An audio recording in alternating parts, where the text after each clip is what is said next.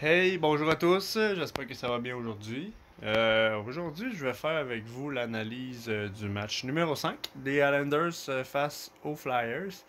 Euh, Très déçu. Vraiment très déçu de la tournée des événements dans ce match-là. Je considère vraiment qu'il n'y aurait pas dû avoir de match numéro 6. Encore une fois, la manière dont la tournure du match s'est passée, très triste. Très triste du dénouement. Encore une défaite crève-cœur pour les Islanders. C'est la deuxième fois dans cette série-là que ça arrive. Une défaite qui fait en sorte que les Islanders perdent en prolongation.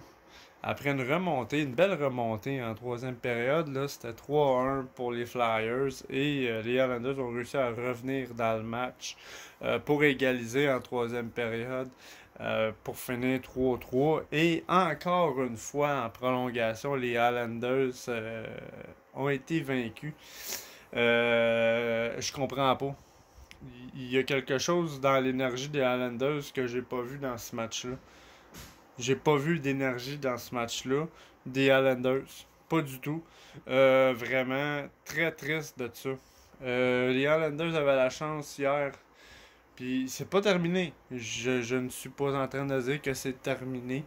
Mais les Islanders avaient la chance hier de marquer l'histoire et de pouvoir atteindre la finale de conférence, ce qui n'est pas arrivé pour l'équipe depuis 1993.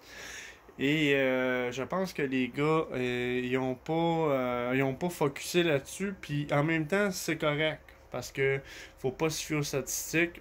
Les joueurs ont un match à jouer, ils doivent se concentrer là-dessus. Mais ça aurait pas dû se passer comme ça. Par contre, je dois lever mon chapeau là, à Josh Bailey, Brock Nelson, Derek Brassard qui ont marqué les buts dans ce match-là. Des buts importants qui ont permis à l'équipe de revenir dans le match, mais ça fait deux fois dans cette série-là que les Islanders perdent en prolongation après une belle remontée.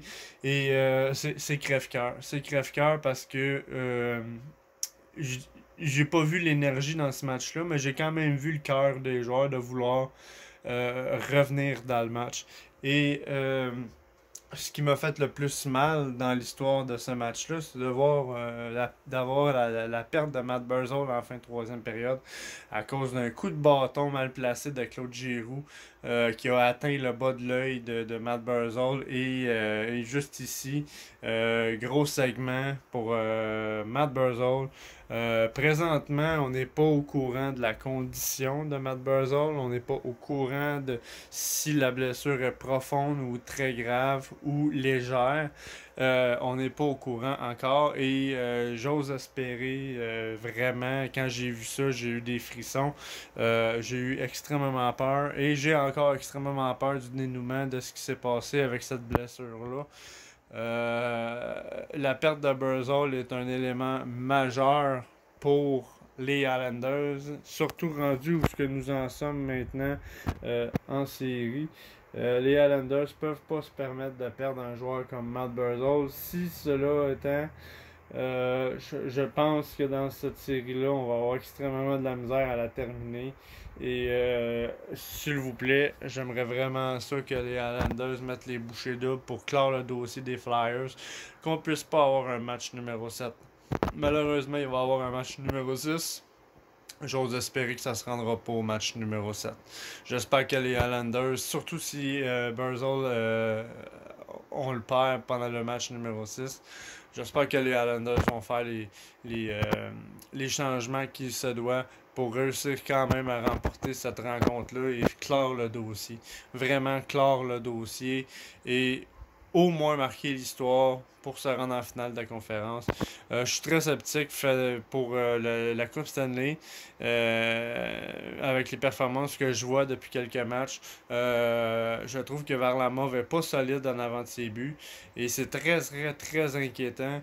Et c'est Thomas Grech qui a sauvé l'équipe le match précédent. Et encore une fois, Varlamov a fait il y a eu une défaite encore pour les Islanders. Et il y a eu des buts de Varlamov qui aurait dû être arrêté. Malheureusement, encore une fois, je trouve que la performance de Varlamov laisse à désirer et je suis vraiment en train de me dire que la chance que les Islanders aient une bonne défensive, c'est ce qui permet à Varlamov de gagner ses matchs malheureusement dans cette série-là. Parce que je pense pas que Varlamov a les reins solides en avant de son filet depuis quelques rencontres.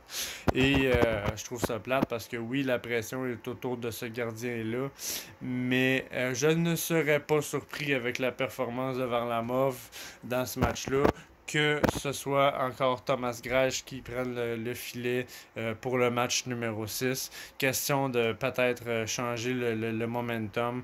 Et comme Thomas Grage l'a fait dans les 4 dernières années, c'est lui qui a sauvé l'équipe en série quelques fois depuis sa présence dans l'équipe. Je pense que c'est encore lui pour le match numéro 6 qui va faire la différence. Je ne serais pas surpris que ce soit lui qui soit là pour le match numéro 6. Ou bien, si jamais il y a match numéro 7, peut-être que Thomas Grage va y être. Je sais pas qu'est-ce qui va se passer avec ça. Ce qui m'inquiète le plus en ce moment, c'est l'état de santé de Matt Barzal, qui j'espère va aller très bien et va être présent pour le match numéro 6. Bref, c'était mon analyse sur le match numéro 5 des Islanders face aux Flyers. J'espère que le dénouement va être différent pour le match numéro 6, mais nous allons être ensemble pour l'analyse de ce match-là. Alors, gênez-vous pas à partager, liker, commenter. Si vous avez aimé la vidéo, gênez-vous pas à vous abonner à ma chaîne. J'aime ça faire des vidéos, je le fais pour vous. Je fais des analyses, je parle également de jeux vidéo pour ceux qui sont intéressés. Merci d'avoir été là avec moi aujourd'hui et je vous dis à la prochaine.